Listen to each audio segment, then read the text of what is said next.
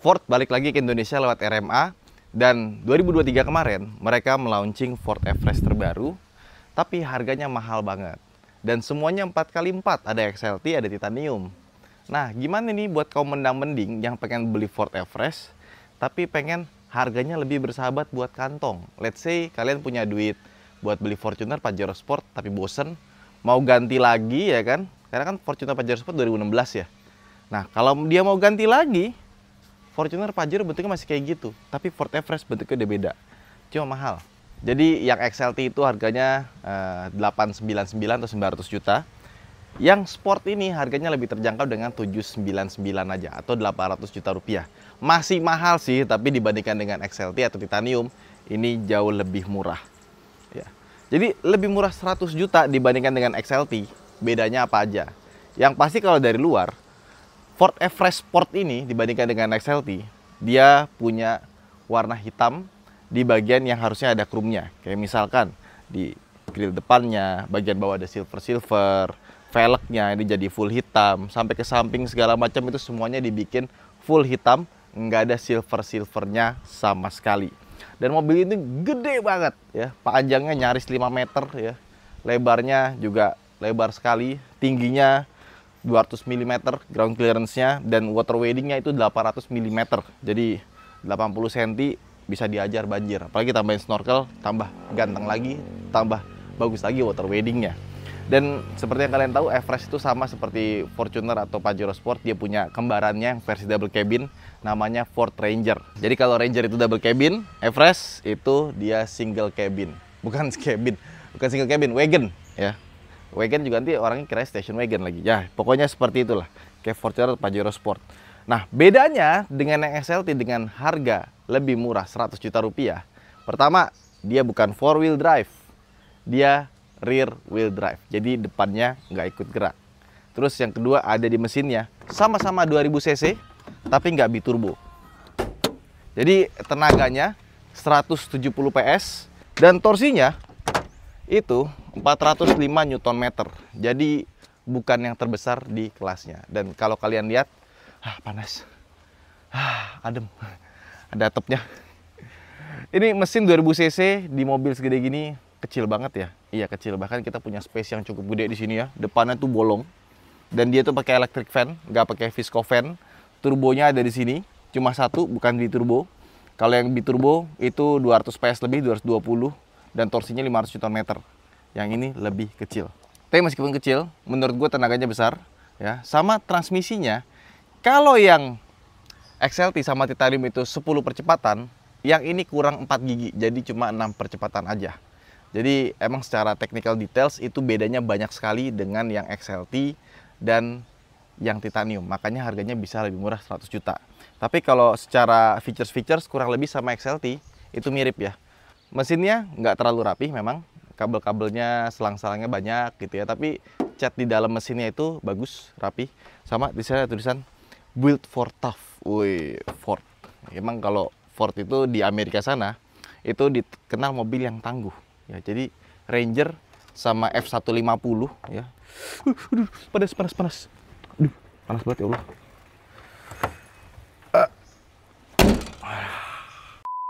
Jadi kalau di Amerika itu emang dikenal sebagai mobil yang tangguh ya. Dan kalau kita lihat desain depannya, gua suka, ini ganteng sekali ya.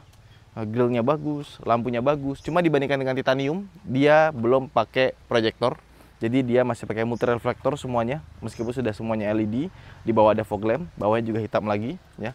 Logo Fordnya besar, tapi karena ini mobil kelihatannya gede dari depan ya, lampunya gede, ininya gede, logo Ford tuh jadi kelihatan kecil. Even nih ya, lo lihat nih, peleknya itu 20 inci.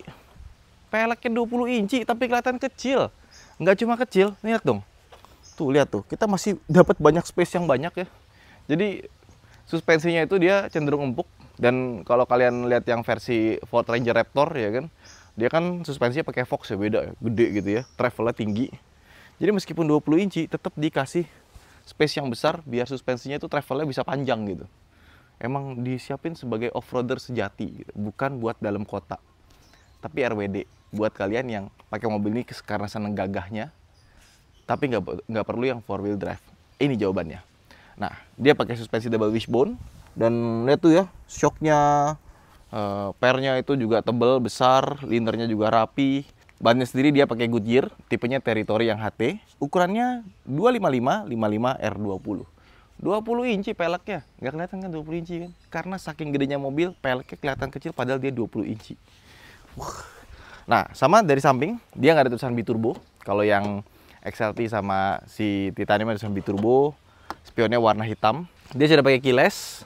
Kalau ngebukanya pencet yang ini, kuncinya pencet yang di sini ya. Touch sensor semuanya. Sama, karena ini mobil tinggi sekali ground clearance-nya, kita dikasih footstep plastik. Bagus nih. Kenapa? Karena kalau plastik ini, kalau dia rusak ya, ini tuh bahan plastiknya tuh kayak sand leather plastik yang suka dipakai buat menyelamatkan kita pas lagi kena mater atau pasir ditaruh situ ya. Nah, ini bahan plastiknya tuh mirip. Jadi bukan plastik yang murahan, ini plastiknya kayak plastik standar perangkat off-road ya. Nah, biasanya kalau plastik-plastik gini, itu kalau misalnya penyok bisa nggak dipanasin, nanti bisa balik lagi. Bagus sih. Ke samping masih sama, belakangnya dia pakai multi-link independent suspension. Dan biasanya kalau kita lihat Ford itu linknya banyak banget tuh, lihat dia pakai solid axle di belakang, tapi bushing apa segala macamnya itu wah complicated banget ya kalau kita lihat ya.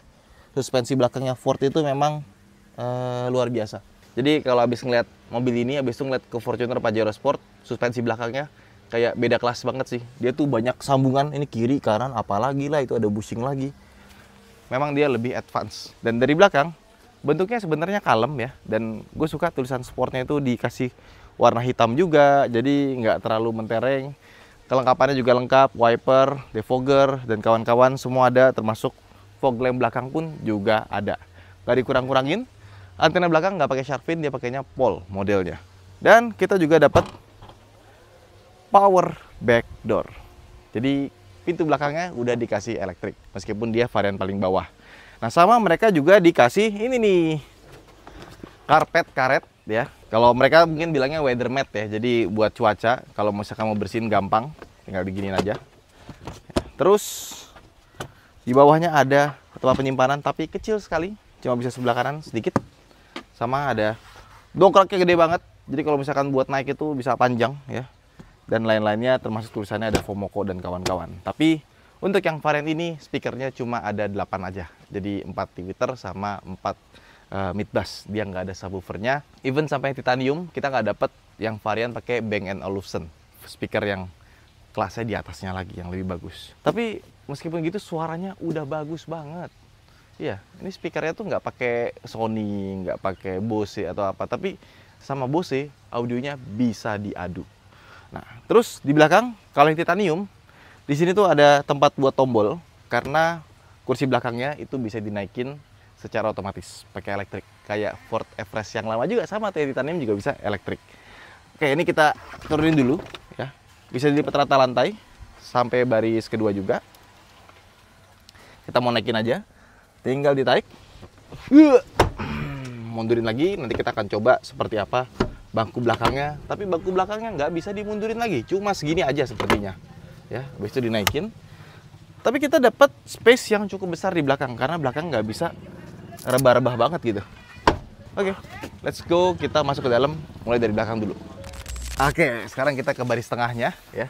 Dan kursinya, karena dia mobil Amerika gitu kan, artinya biasanya setir kiri, tapi ini versi setir kanan, diimpor dari Thailand. Nah, kursi tengahnya ini mirip-mirip kayak mobil Cina yang setir kiri, tapi nggak di-convert ke setir kanan. Jadi yang dipisahnya itu bukan yang sebelah kiri, yang terpisah tuh justru yang kursi tengah sebelah kanan. Dan cara ngelipetnya ya, itu kita kalau mau majuin ke depan, kalau mau mundurin sama majuin recline-nya itu dari bagian sini, siku sini ya. Tapi kalau kita mau ke belakang, kita tarik yang dari atas sini.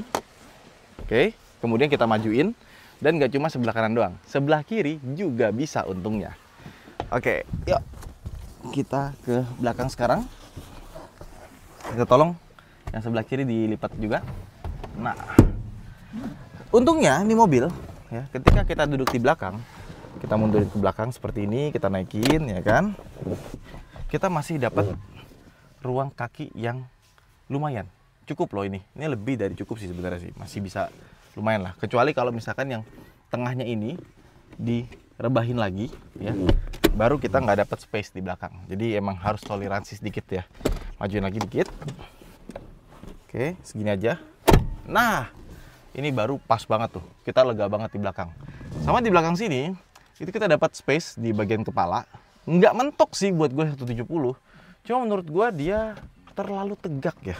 Jadi kalau misalkan bisa dibikin lebih rebah, ini belakangnya agak sayangnya tegak banget sih. Jadi kalau misalkan kalian di belakang sini, ini cocoknya buat hakim ya, yang suka menegakkan keadilan. Nice. Dan kursinya rata juga. Ini sayang banget, tegak banget ya. Kalau misalkan bisa dibikin lebih rebah lagi ya, mungkin bawa ke Om Ferry atau tukang jok, dibikin lebih ke belakang, ini pasti jadi lebih enak. Dan di belakang sini kita dapat AC double blower ya, kiri kanan individual. Ya, sebelah kanan sini ada cup holder, ada tempat pegangan. Terus nggak ada colokan USB. Di sini ada tempat buat speaker tapi nggak ada speakernya karena ini untuk yang tipe di atasnya. Sekarang kita keluar dan kita coba bangku baris tengahnya. Nah, sekarang ini adalah space dimana kalau kita pengen duduk di belakang lebih lega, tapi depannya itu harus kompromi. Sebenarnya ini masih oke ya, nggak mentok, cuma nempel dikit aja gitu. Karena kursinya juga ada kayak space masuk ke dalam gitu tuh, modelnya cowok ke dalam. Nah, tapi kalau kita mau mundurin, nah ini jadi lega banget. Nah, kalau untuk varian Sport sama XLT dia nggak dapat panoramic sunroof ya. Kalau yang tipe titanium dapat, sama AC-nya itu ngaturnya dari bagian bawah sini. Dan sekarang beda sama yang dulu. Kalau yang dulu itu kita bisa ngatur buat temperaturnya. Sekarang cuma bisa diatur kecepatannya aja. Sama di bawahnya ada colokan buat USB-A sama USB-C. Nah, kalau yang titanium itu ada colokan buat 220 volt. Jadi kita bisa colokan rumah biasa. Itu kepake banget tuh buat kalau yang suka kerja di dalam mobil gitu ya, sambil buka laptop atau semacamnya bisa dicolokin. Tapi yang tipe sport itu nggak ada. Tapi yang tipe sport kita udah dapat jok dalam itu kulit ya. Tengahnya ada perforated yang bolong-bolong. Tengahnya, nah dia punya armrest, bisa dibuka juga cup holdernya. Terus sebelah kanan dia punya bahan-bahan itu yang sama seperti bagian depan, jadi nggak dikurang-kurangin. Atasnya soft touch, terus ada jahitannya, di bawahnya soft touch lagi. Pokoknya kalau buat interior, Ford itu nggak ngurang-ngurangin lah yang di bagian depan sama di bagian belakang. Even dia adalah varian yang sport, yang paling bawahnya. Ya, power window dia belum all auto, sama kita dapat ini nih.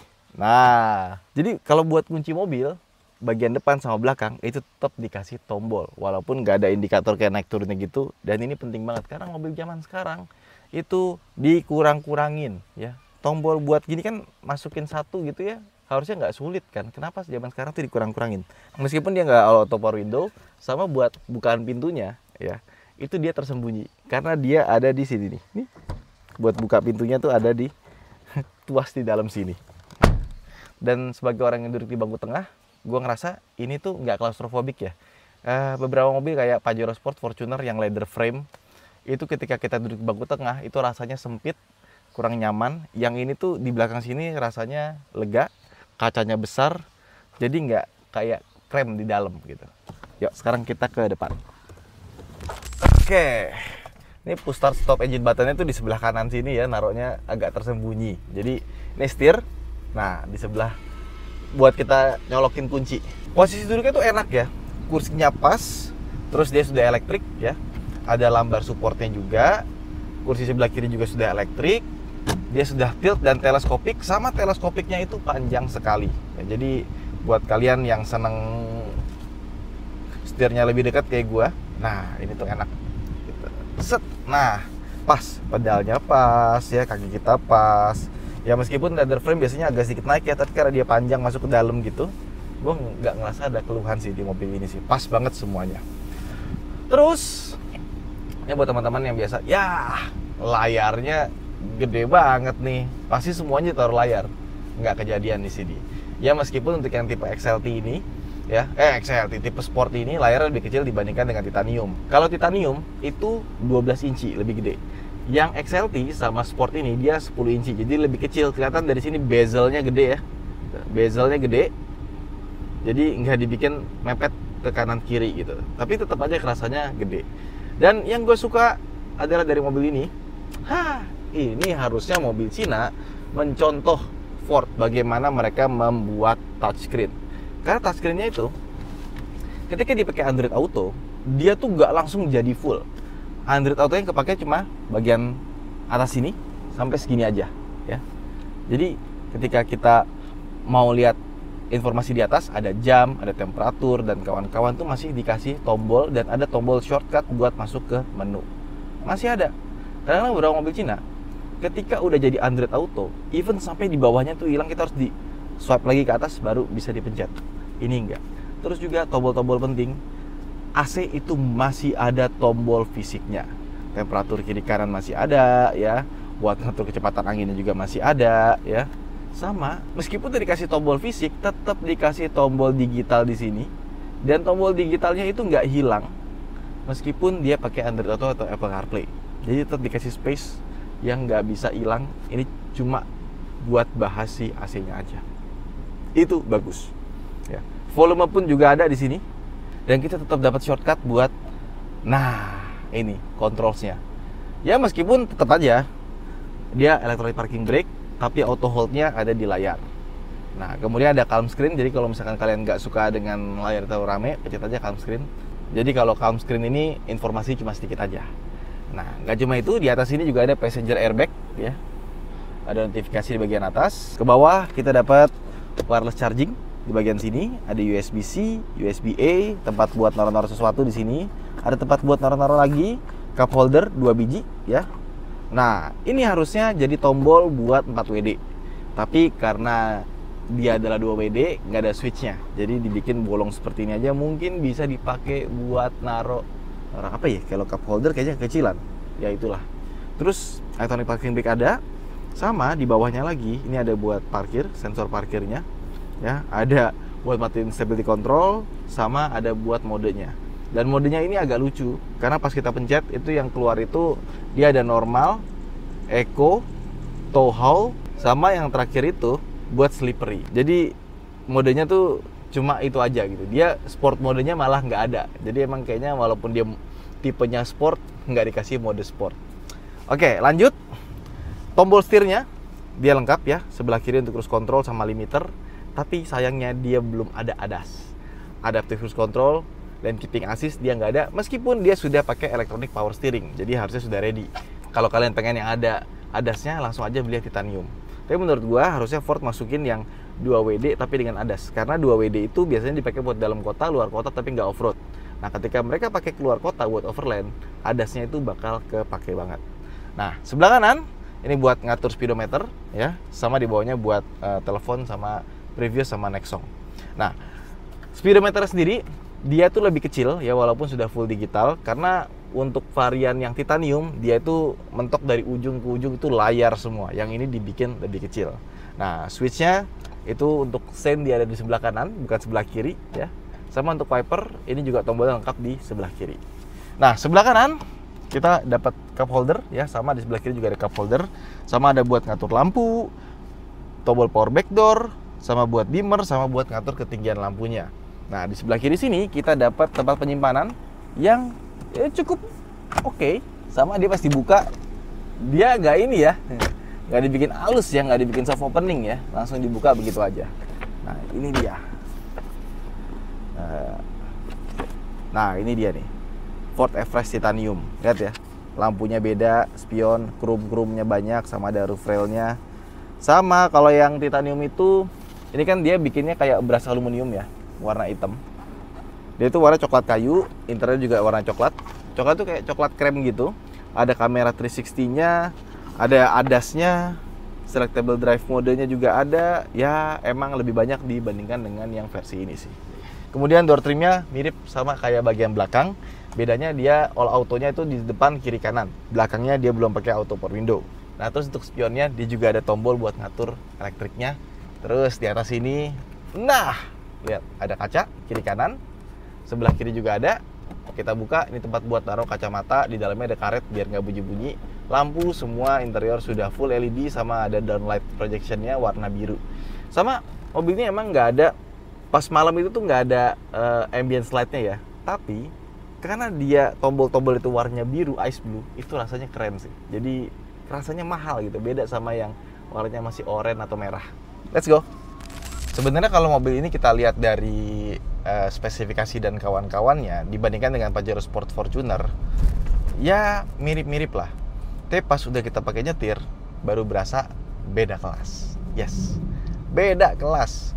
Jadi memang kerasa nih seperti mobil yang one step ahead atau kelasnya di atasnya, atau mungkin kayak beda tahun gitu. Memang sih Fortuner Pajero Sport kan pertama kali 2016 ya di Indonesia ya. Ini di Indonesia pertama kali keluar 2023. Jadi platformnya sudah lebih modern. Suspensinya sih terutama sih. Pas kita lewat jalan-jalan jelek bergelombang, terutama ketika kita hajar kecepatan tinggi, ini mobil enak sekali. Enak pol. Kita ada lubang, kita hajar, polisi tidur, kita nggak ngurangi kecepatan, itu kayak deng-deng gitu doang gitu. Untuk sisi pengemudi sama penumpang, itu the best. Rasanya enak ya. Tapi kalau di belakang, di tengah itu masih agak kerasa. Jadi kalau kalian sebagai driver gitu ya, bawa mobil itu pede aja gitu, rasanya apapun dihajar terus ya.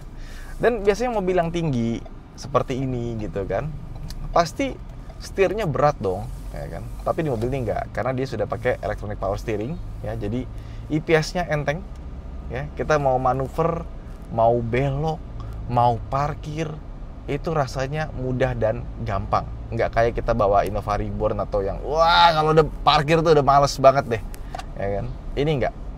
Ini nggak cuma pakai EPS tapi juga steeringnya bagus banget. Gue suka. Dia well tune ya. Jadi akurasinya bagus, bobotnya pas. Dipakai di kecepatan tinggi juga rasanya itu nggak oleng gitu. Jadi ini steeringnya sih, driving dynamics-nya bagus lah. Cuma memang kalau misalkan kita ngomongin body roll ketika kita belok kecepatan tinggi, itu body roll-nya kerasa banget ya, tapi masih dalam batas yang aman. Jadi buat gue pas ketika nyetir mobil ini, mungkin kalau ngeliat spek gitu ya, diadu sama Pajero Sport Fortuner, ya ini mah nggak jauh beda gitu kan. Tenaga mesinnya tipis-tipis gitu kan, bahkan kalah dibandingkan dengan Pajero Sport atau dibandingkan dengan Fortuner 1GD gitu ya, 2800 tenaganya, transmisinya gitu kan. Tapi ketika kita nyetir, baru berasa oke, bener, ini mobil satu kelas di atasnya.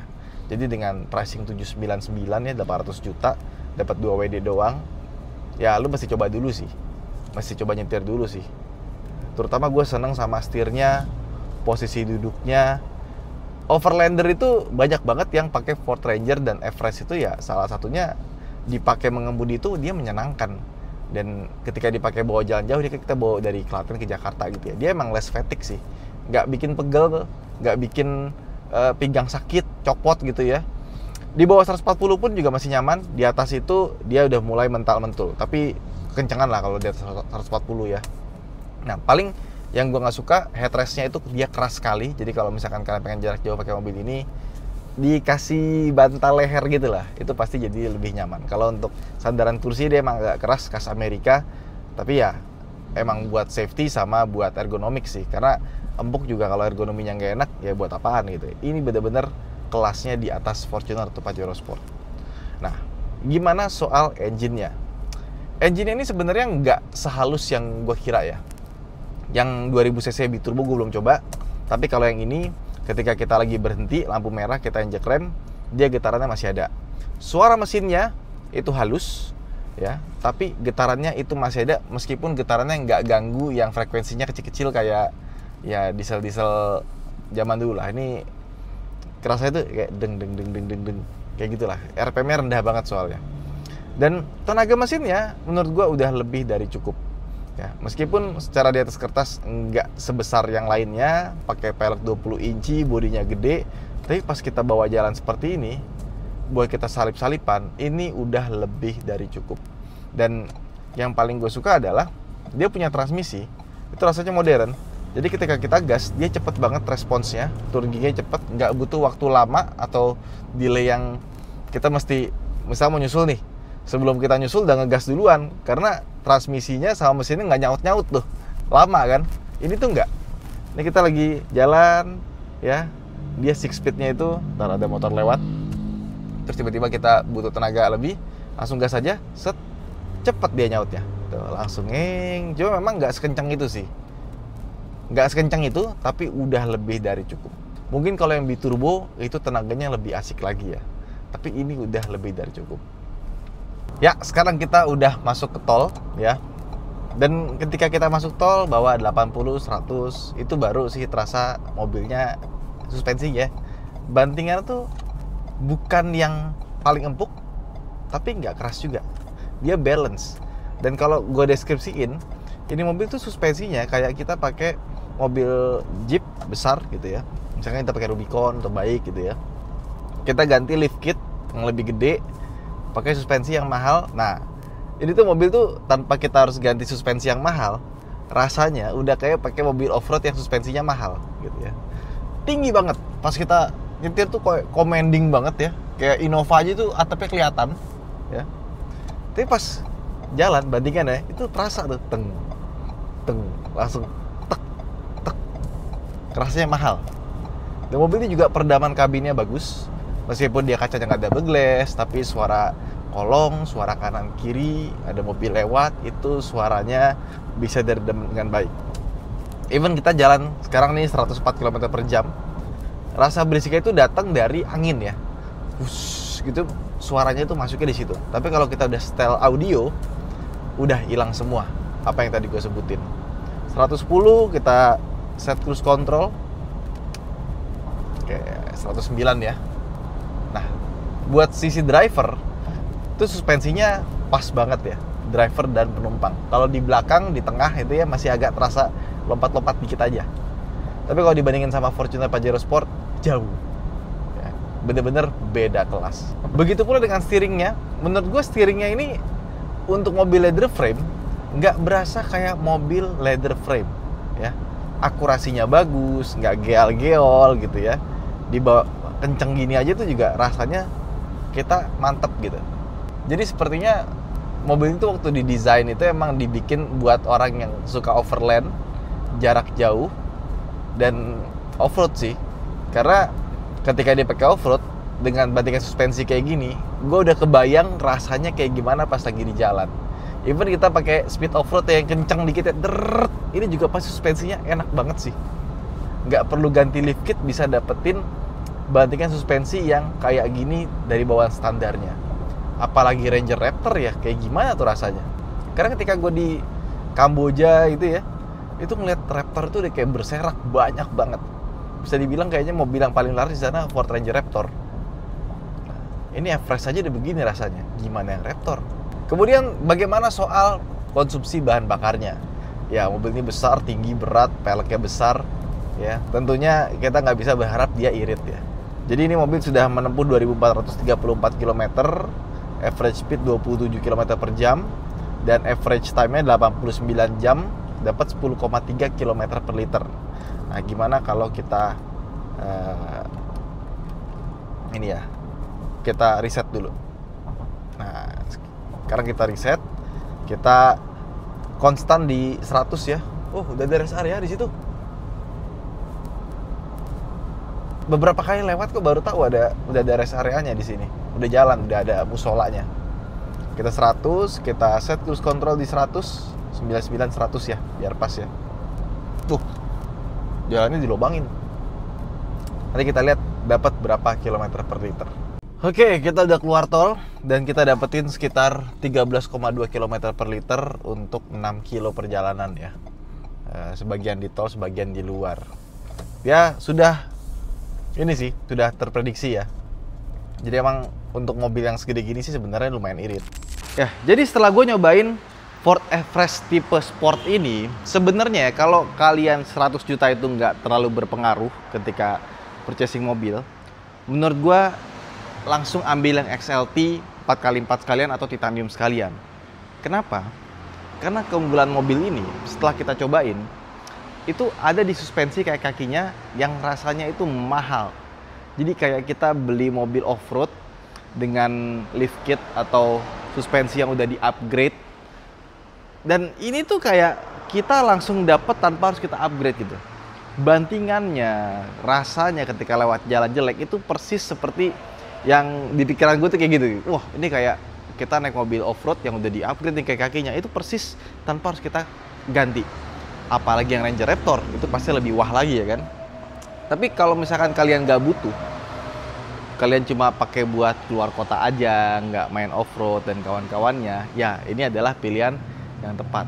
Tapi dengan harga beda 100 juta, dapat mesin yang lebih besar tenaganya, dapat transmisi yang lebih banyak percepatannya, dan tentu saja penggerak 4x4. Agak kentang sih kalau gue sebagai buyer yang pengen beli Ford Everest tipe sport ini. Langsung ke XLT sekalian atau Titanium sekalian. Itu aja mungkin vlog kita kali ini. Buat teman-teman yang udah beli Everest, coba komen di bawah seperti apa rasanya. Sampai jumpa di vlog berikutnya. Bye-bye.